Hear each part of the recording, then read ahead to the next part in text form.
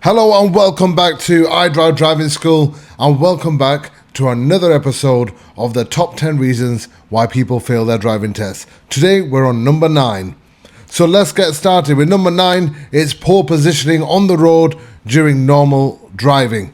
So if you are driving too close to the curb or driving too close to the line, this could cause you to fail. Now if you're driving too close to the curb, there's a high risk that your mirror could hit somebody who's walking on the pavement, so you're putting pedestrians at risk. There's also a risk of hitting the curb itself. Now, if you're driving too close to the center line in the middle of the road, you could be putting oncoming vehicles at risk. So, for example, there's a large vehicle coming the other way. You could clip the mirrors with that vehicle or even collide with that vehicle. So your position should be in the center of your lane. So you must be able to position the car correctly for your intended route, position the car in the middle of marked lanes, and only change lanes when necessary. So the DVSA have told us that this is the top 9 reason why people fail.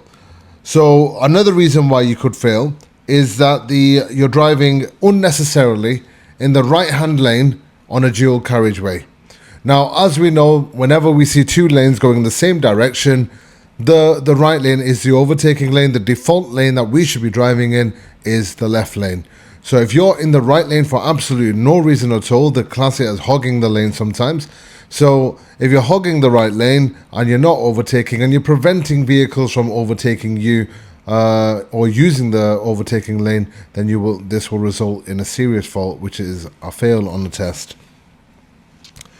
So cutting across the normal road position when you go ahead at a roundabout. So for example, for those of you doing your lessons in Rochdale, if you're on the Kingsway roundabouts and you're going straight ahead at the roundabout, and you're taking the second exit and you should be in the left lane, you approach the roundabout in the right lane, but then as you go around the roundabout, you end up cutting some of the right lane.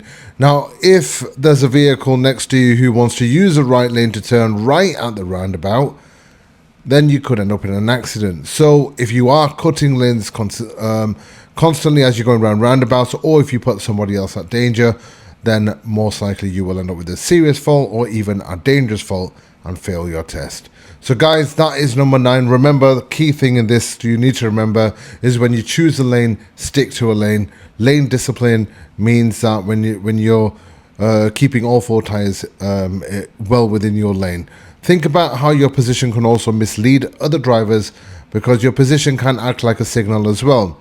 For example, if somebody in front of you is driving too much to the left, you may assume that the car's pulling up or turning left. So use your position wisely. Use it as a signal sometimes as well, because you may tell the cars what you're doing or what you're thinking about by simply changing your position. So you don't want to misuse that either. Okay, so guys, so that's number 9, poor positioning on the road during normal driving. So thank you for watching. Do subscribe, follow, like, share. Let us know your thoughts.